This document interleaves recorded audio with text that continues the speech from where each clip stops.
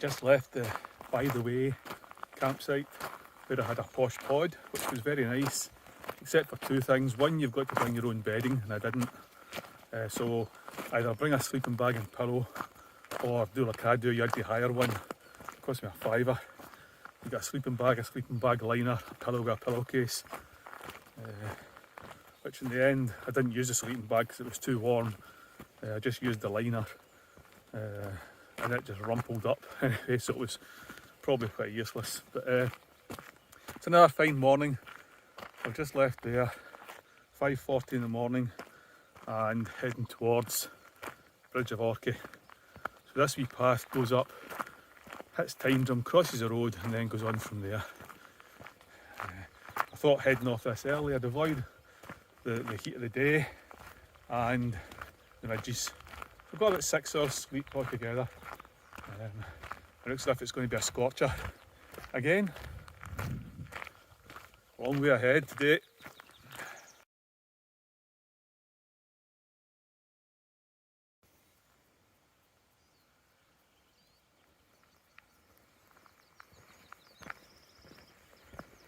Mammy sheep's no far away.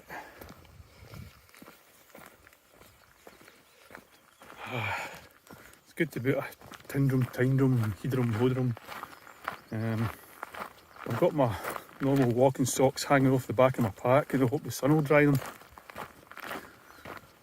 Because I had to give them a wash. So I'm just wearing kind of normal socks with my boots, my bits. Hope the feet are alright with that. Because the ones I've been using, after I bought some of these merino wool ones, my ankles went all crazy. So I don't know if I'd had a reaction to them or what. But I didn't find them too soft in the feet either. So my normal ones are good walking socks with a liner sock built in. So I'm just hoping they dry fairly soon. I can get them back on. It's a thing to remember if you're doing the West Highland Way, and a pro tip. Do it from south to north, I think, because you can do it from Fort William to Mulgai, but assuming you get good weather, the sun will be in your eyes half the day, you know, as you march south. But at least this way the sun's at your back. Of course it depends if it's raining, go whatever way, the rain's not on your face. Which is most of the time in Scotland. I have to say I've been very lucky in this trip so far. I think the weather's to turn a wee bit tomorrow, but hopefully not too bad for my last 2 days.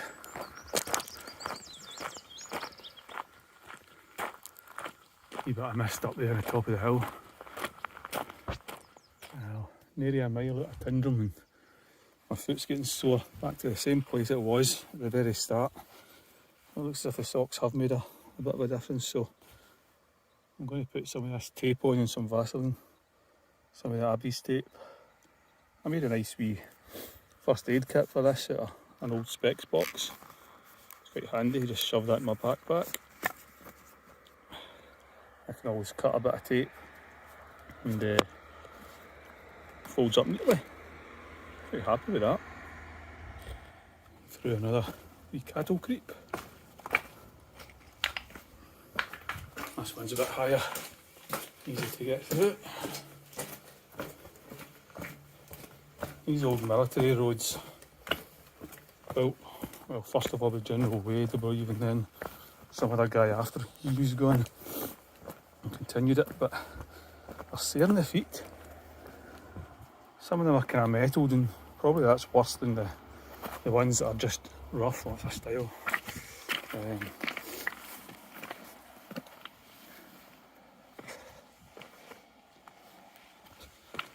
But they were hardy guys. I think these soldiers back then, and the other guys as well, the Highlanders, they were trying to suppress and suppress the culture, I suppose, and any uprisings. But soldiers with the boots, okay, leather boots, much better ones than the Highlanders, I would think.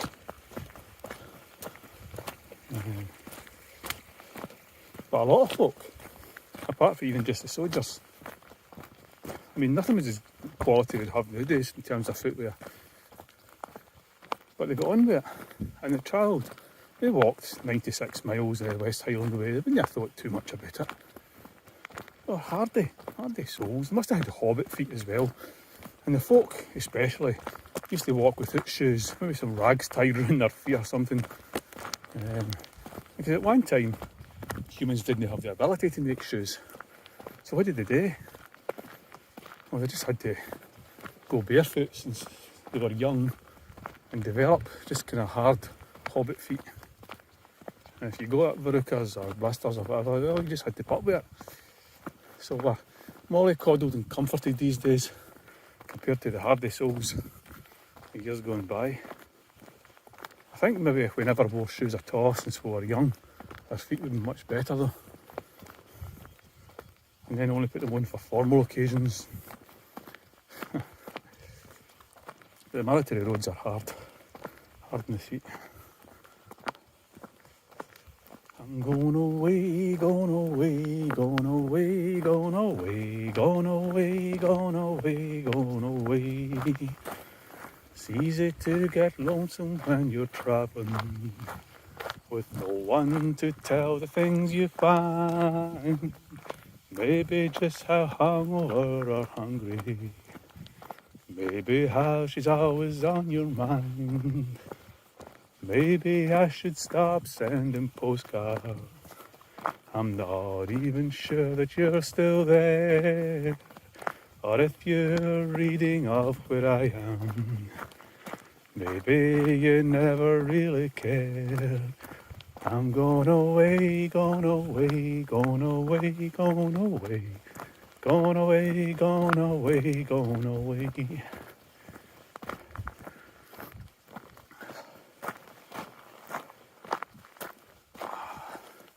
It's a long, lonely stretch. Quite nice.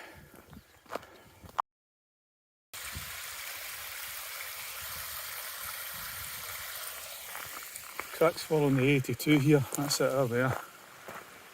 A lot of trucks going by on it this morning. There's some. See this one coming. Runs right along the hillside there. So this kind of runs parallel roughly to it.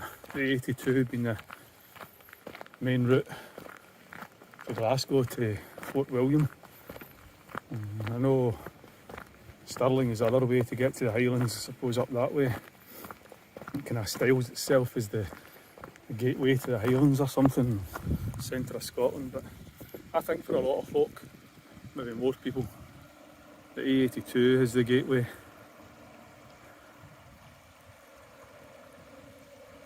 To the Highlands, and their first introduction to Highland scenery. I wish I was on the A82, sky is green and the grass is blue. So that's something wrong there. Wish I was on the A82. Head north, just me and you. Hydrum, hodrum, hodrum, hydrum. Hydrum, hodrum, Tyndrum, Tyndrum, Tyndrum, Tyndrum. Up the 82. Crying Lara, creeing Lara, down the 82. Nobody kens how to pronounce things. Is it Tyndrum or Tyndrum? See, if you say Tyndrum, they'll go, it's Tyndrum, just to correct you. But if you say Tyndrum, then they're a wee bit sniffy about it because they haven't had a chance to correct you. So sometimes it's best just to say Tyndrum to give somebody the chance to go, it's Tyndrum. I think Tyndrum is the right pronunciation according to the Gaelic. Crean Larach's another one. Is it Crean Larach or Crying Larach? I don't know, but I think it's a wee bit in between the two. So folk just say it quickly and go Crean Larach. And it's a wee bit between the E and the I sound. And that's maybe why folk on the local have a difficulty picking up what it is we're saying. Sometimes we're not very sure ourselves how to pronounce our places. I'm literally rambling. Right, I walked an hour. I thought I'd stop with this wee bridge. couple of minutes just a wee seat, ease the back. That I believe is Ben Odar, which is a kick in the arse off of Monroe, 2,900 and something feet.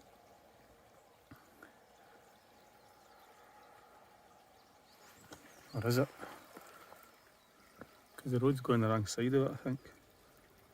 I don't know now. Maybe it cuts round the side of it. We'll see in a minute. Once I get in the corner. Just a final wee note maybe about Tyndrum. I stayed at the Posh Pods, which was nice. I can recommend that at the By the Way campsite.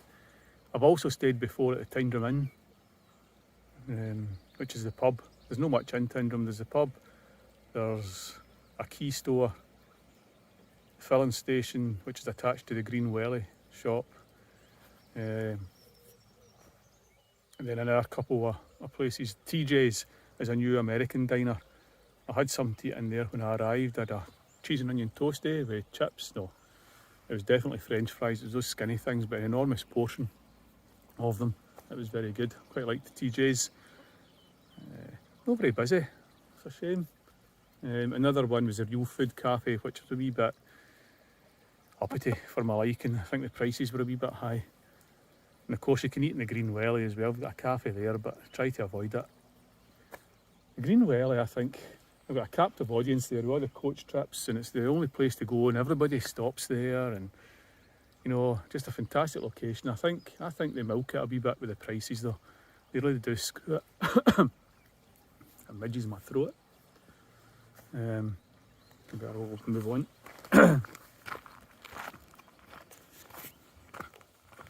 I looked in, I could have done with a new pair of shorts and a t-shirt, but the prices were dear.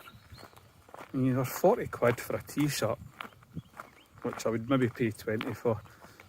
And the only pair of shorts they had that had any use for walking, one pair they had in their outdoor section for guys, and they only had one zip pocket on them. Now these were £45, and there's no way I was paying that for something that was probably going to be fairly impractical for me. So I didn't bother. Right, a quick check and correction. That's Benna Castle. And that is Ben Doraine, which is what I thought it was, to be fair. The first time I saw it looming into view, I thought, that's Ben Doraine. And I thought, no, it can't be. I'm not that far along, so it must be Ben Odar.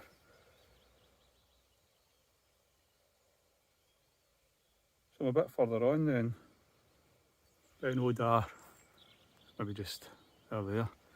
So that's Ben Doraine. I'm a bit further on, so I've come what, 1, 2, 3, must be about 4 miles. And just over an hour of walking, which sounds about right. No far then for Bridge of Orchy. That's magnificent.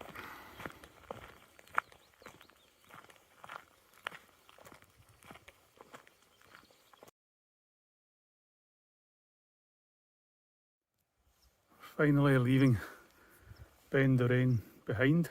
It's all covered in mist. Ben Doraine, Ben Doran. That's another pronunciation conundrum. And that's Bridge of Orchy Station. On the right there, the white building is the Bridge of Orchy Hotel. So that's Bridge of Orchy, and then the road goes up through the trees beyond the hotel there. Crosses the actual bridge and up through the trees and up round the side of that hill, which is Mam Carrig, according to the map. And then it goes all right round to Inveroran, which is up another hill and then down, if I remember right.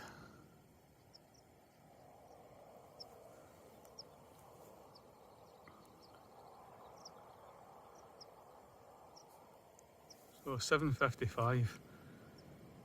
Been walking what, just a bit over 2 hours. That's about right. I'll get to Bridge of Orchy and set off from there after a wee rest. Just about the time that people would normally be setting off from Bridge of Orchy to get to Glencoe. having had 8 miles in me already. I think I'll stop and have some fruitcake down there that I bought and didn't eat yet.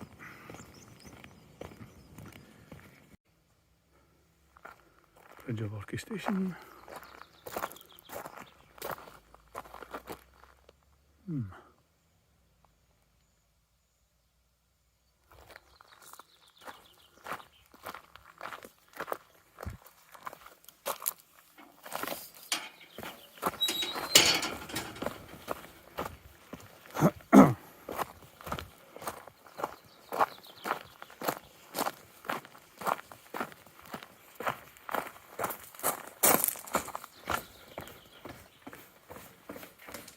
Caledonian Sleeper.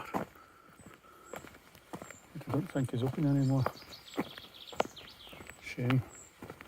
So the plan really was that I should have stayed here. But these are the places that I'm new. I don't know.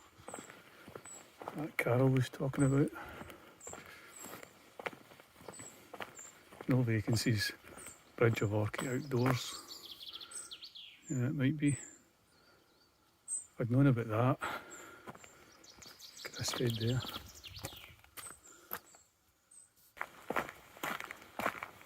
Quite a few people cycling it, and actually I think it would be quite fun.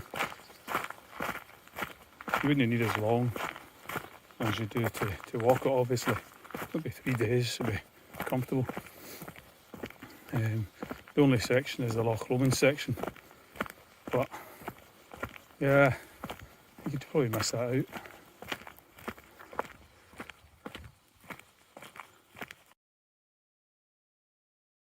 I'm at Bridge of Orkney Hotel, having a coffee here. A few folk seem to be turning up. What they do, I think, is they stay somewhere else because they can't get anywhere to stay here. So they get a lift back and forward. This place is really expensive. So I should have done that actually. I know people can do that. They either stay in Tyndrum or somewhere else anyway and get the bus back and forward. So you walk to here, get a lift back to Tyndrum, stay there, and then get a lift back here in the morning and walk on. Good idea.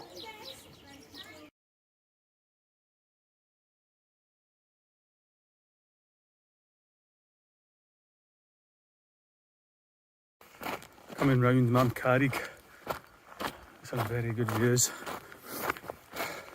Just ran into a group of women of a certain age. No, that's no fair. I don't know what ages they all were, but I think there was 2 or 3 a bit younger and a couple more elderly. Maybe pensioners. But the one that's out in the lead, I was talking to her and I think she said she was 70. And she's really charging ahead. She's done this 3 times or something. But she was saying she was pretty unfit until she was about in her 50s. And then she joined the Harriers. And she realised that people who are 75 were easily outpacing her. So she thought, oh, there must be something to this. So she started running and training, right? And that kind of led her into walking. Her husband was the policeman that carried the Olympic torch to Glasgow. So, but he's unfortunately passed away now. She was saying that she's keeping active, she said, and I totally agree with her that you've got to keep active, keep testing your body, keep telling it that you want to do a bit more instead of sitting about. Otherwise, it just deteriorates, and that's what keeps you going into your old age. So, I think it's good advice.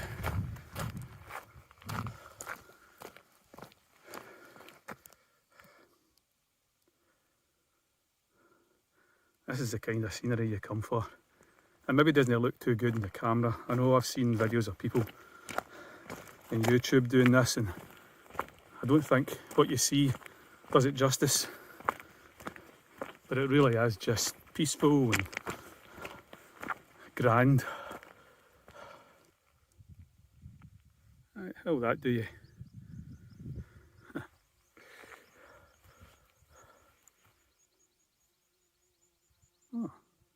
Oh, surely isn't the Inverrowing Hotel already? I thought there was another hill. Well, memory plays tricks.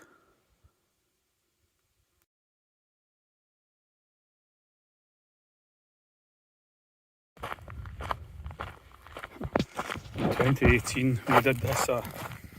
I was absolutely bursting. Absolutely bursting.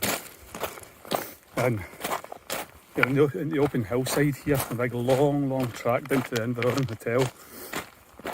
And I ran it. I left the two boys behind. I must have wondered what I was doing, what I'm mad. I ran right down the hill to the hotel. Because there's nowhere to stop out of view. You know, there was quite a lot of people coming down the track, and there was just nowhere to appear. So I bombed it away down here. And when I got to the hotel, I bumped into Swiss fellas that we'd met and said a quick hello, and one of them was in the toilet. And I'm going, please let me in. I just couldn't hold it in any longer.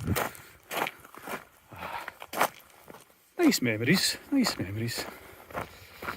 They're singing. Their lassies just walking with her poles and hobbling along, her feet are all blisters. I offered her some of that tape, but she says she's got Compede on it. They did do it in 5 days. They've had a hard slog. Their things.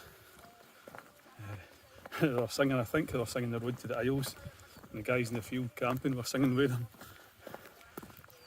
The Farcoolins are pulling me away, as tack I away my cromach to the road.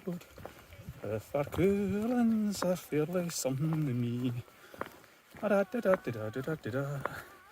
And by Tumberland, Loch Aber I will go. There's something in the miles. I have to remember the words to it. If you're thinking and you're in a heart, braggarts in my step, you've never smelt the tangle o' the Isles.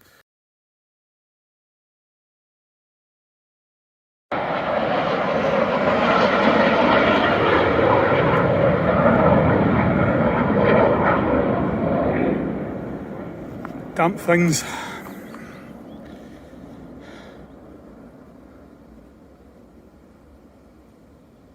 Sycamore. It's got white bark. Don't know what's going on there. Another one.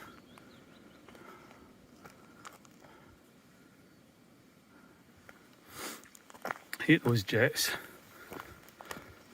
They just seem to come out of nowhere with a thunderous noise. Sometimes you get a bang off them almost when they go past. Always in the Highlands as well, it's where they come to train.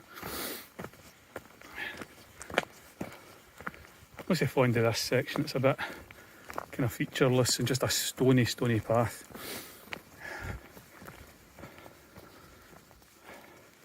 And nice when the country side opens up again, we get a view. Right, the path takes a wee turn here down towards these trees. And at this point, that's 65 miles in. So I'm halfway, or more than halfway I think, to Glencoe for the day. I'll just have to check the map, see what it says. So for 65 miles,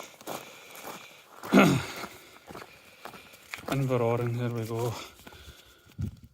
So that's 65, so there's 1, 2, 3, 4, 5, 6 miles to go. 6 miles to go, so that's much more than halfway. Oh, that's comfortable. I'll take some time up here to finish that fruitcake, I think, and have some water. I haven't really drunk an awful lot today. It must be about 10 degrees cooler than yesterday. Because all the way to Inverrowing I hardly drank at all, even though I was carrying a couple of bottles of water. In fact, no, I was only carrying one bottle of water because I couldn't get the other one until Bridge of Orchy. Anyway, I drank about half a bottle of water just at Inverrowing, only for the sake of filling up the bottle at the tap. It was so much cooler than before. didn't really need the water, but it's starting to get warm now. That's 20 past 10 in the morning. So I'm making really good time. Not that I'm in a rush. Here's a boy running, taps out, taps off. That's good, I'd like to try that. Maybe a bit of training.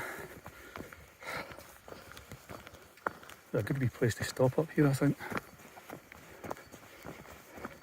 Morning.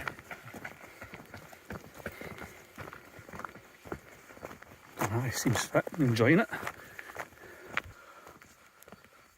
I don't know if I could run that. It's always my feet and my joints and injuries that kind of stop me. And then being absolutely knackered for about 4 days afterwards. And that's only running 3 or 4 miles round the town. I reckon now I've got these jags done though. So I'm sure they have an effect on the lungs. But now that's done, maybe I'll try to build up a wee bit and see if I can do some trail running. Which is a big ask at my age. I'm quite old, you know. I don't know if I've mentioned that. Right. This is lovely anyway. Nice wee spot to stop. I think I will.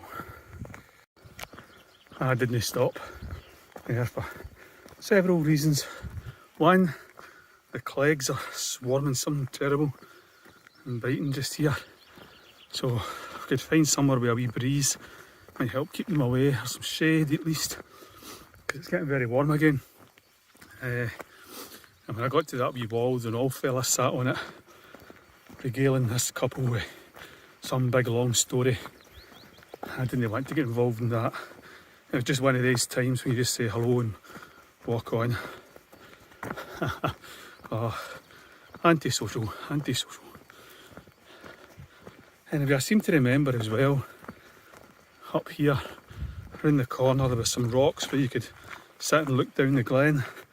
I'm sure there is a nicer spot, and maybe there would be a wee breeze. So we'll see.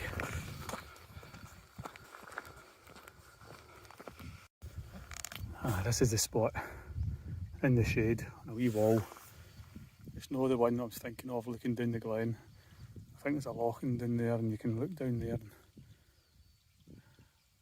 on the Black Mount area now, but the shade here makes this the perfect place. I don't know if that's a Black Mount over there, if there is a Black Mount, but it's a Black Mount area. Aye. Time for a rest. Actually, this is a great wee spot. You get the shade, there's a cool breeze blowing down through the glen here, just keeping the flies away. So, I've made good progress, so I've started in Tyndrum.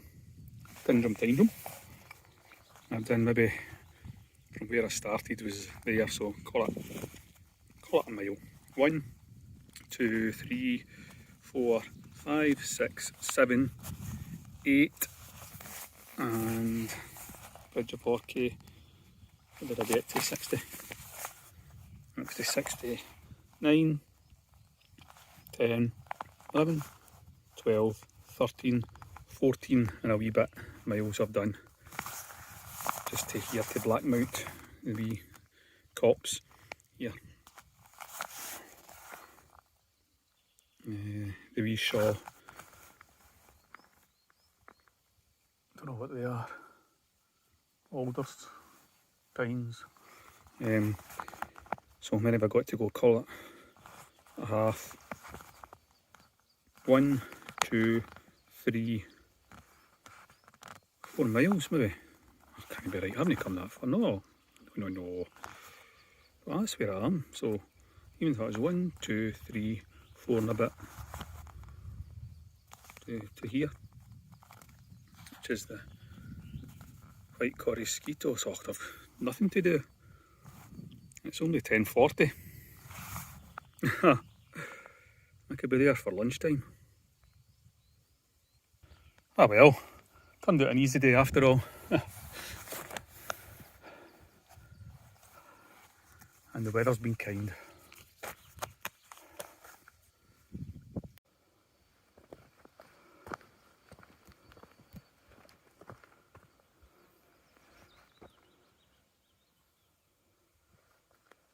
Everybody agrees the Cleggs are something terrible here. Is that fella in the distance with the red shirt? He was walking past me when I was sitting at a wee wall. I could just see a swarm of them all round about him. Bitey things. Now this is the bit I was really thinking of. I knew there was some rocks to sit and re-locking. So it's a bit of a view, but actually the beasts would just make it bad. Even to be able to sit there today. It is getting very warm.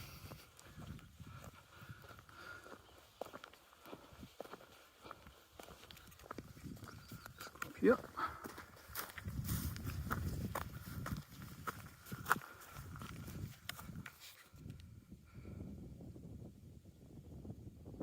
So we're about 67 miles. That's Mela Beardy, something like that. Katie Beardy. And that's the wild Rannoch Moor. You certainly don't want to get caught there. Unless you know what you're doing. There's the path snaking away up there, or the flank of Mela Beardy, whatever it's called. Katie Beardy had a coo, somebody had it black and blue. Isn't that a pity now? Pair wee Katie Beardy's coo. Katie Beardy, that's a strange song. My brother used to sing a wee verse. It was, "Hi Jenny Cocalee, come to bed and cuddle me. I'll give you a cup of tea to keep your belly warm." That's slightly rude, I think. I don't know if he made it up or got it from somewhere. Corey's or somebody.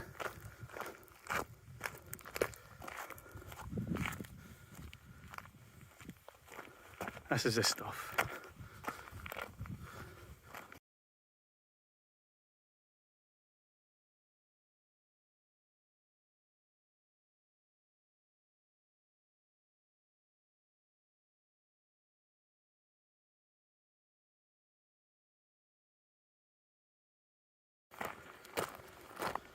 This is 60 miles, 69 miles, and 69 miles. So, it's a wee bit sad. Most of the West Highland Way is behind me now. That wee cairn up there has a memorial to Peter Fleming, Ian Fleming's brother, Ian Fleming of, I was going to say Doctor Who fame, James Bond fame, of course.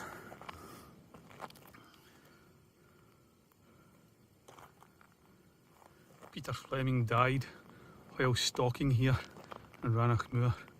That's why there's a memorial cairn to him. Why that deserves a memorial cairn, I don't know. Maybe he's distinguished by some other actions and achievements in his life, but stalking certainly shouldn't be one of them to distinguish anyone. I can't understand why anyone would do something so sad. Just go about and shoot animals. I mean, how puerile is that? You're taking your greater technology. The animal doesn't stand a chance, so it's not sport, it's not hunting. It's just totally puerile. All you're doing is saying, "Haha, I'm better than you." Bang, you're dead.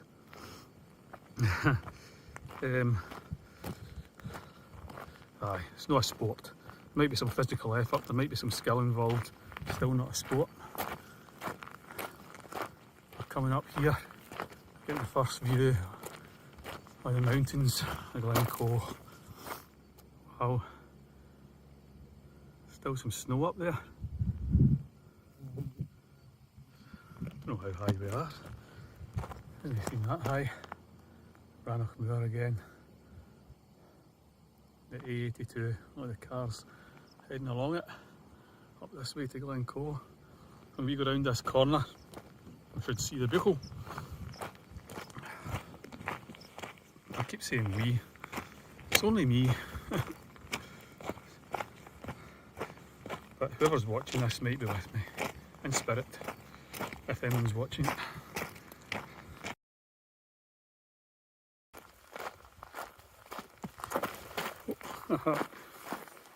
Tripping up. These rocks. Ah. Splendid. Truly magnificent. Is there a finer point in the West Highland Way on a good day than coming down here and seeing the Buchel?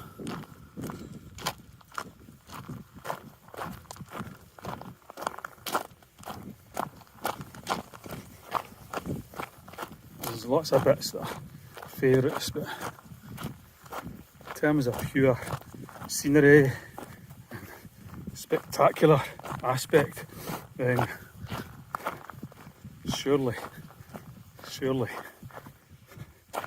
on a nice day this is the best.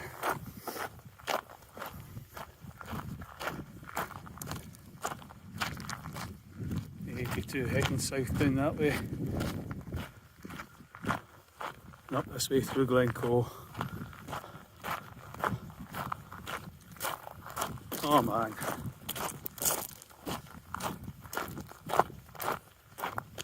Is there something spiritual in the great outdoors? It certainly lifts the spirits. You can see a ski lift up there, top of the hill. I'll be staying at this ski mountain resort, whatever it's called.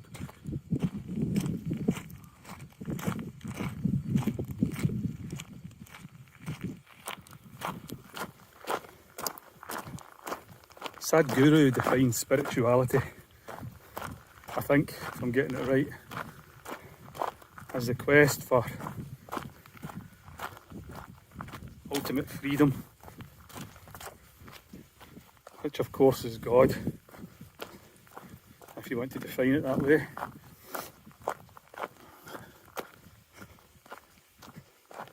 Ultimate reality, which is boundless freedom. So he says once all your human needs are met, your daily needs, which they are for people now, with great comfort, then it's only natural that people should seek freedom. And the freedom to wander is truly a spiritual experience. It's good for your health in all sorts of ways.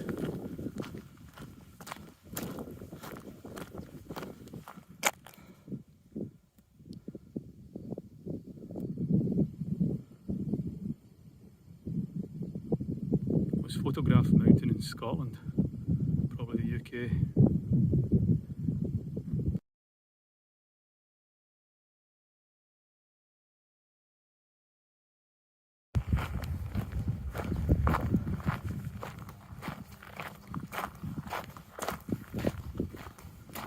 That's a King's House over there, grey building. A lot of people go and stay there. I couldn't get booked in, so I was quite happy to get the ski resort though, in Glencoe Mountain. Stayed there before and it was fine, although they had a fire 2019, so the cafe was all burnt down. I think they've got some kind of porta cabin just now instead, so it might not be quite as good, but quite early. 12:15, I'm just about there. Can't believe that. I thought this was going to be a really long walk and tough, but turned out it wasn't actually bad at all, quite enjoyable. It didn't seem that long.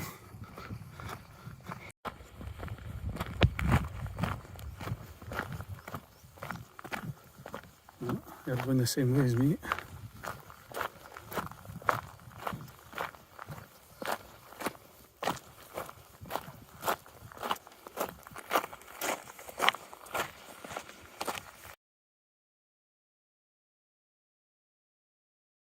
Glencoe Mountain Resort.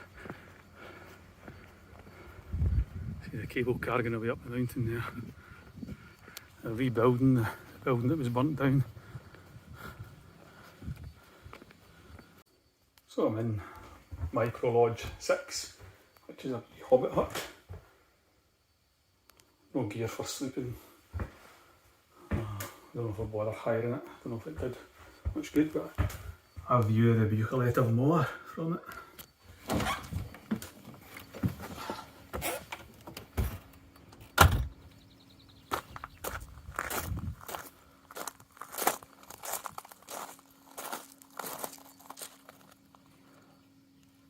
There's showers and baggage collection up there.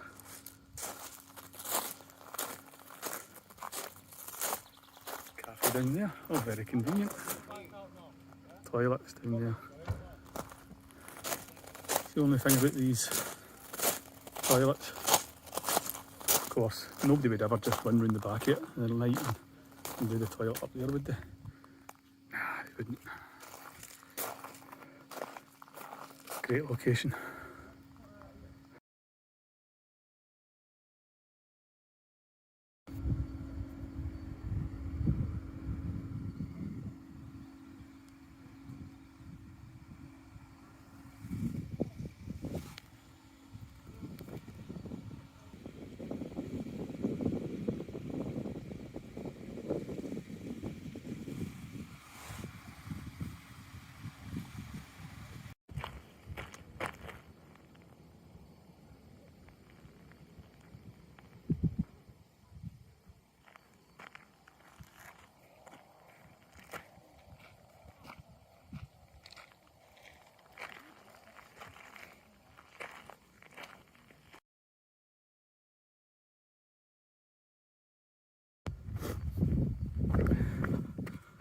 That's the Buchel from the top of this hill. Don't know what the name is. There's a ski centre.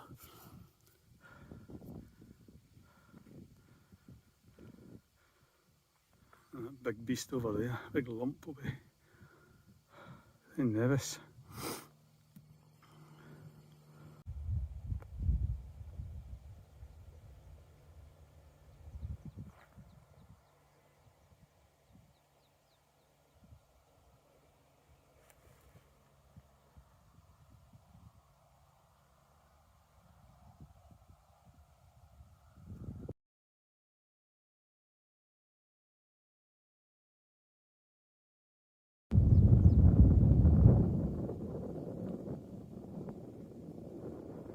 There's the King's House away down there, a mile away.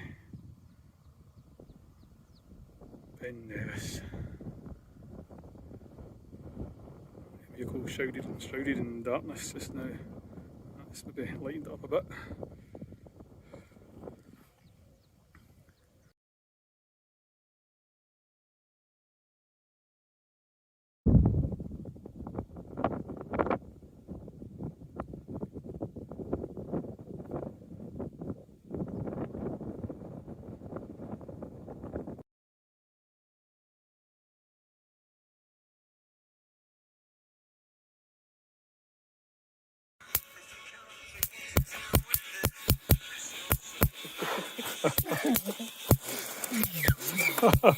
Get that flavour.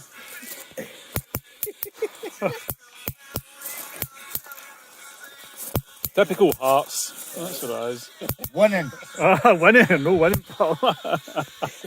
I'm looking at your number. Look at them all, man. I fucking see the wee bastard.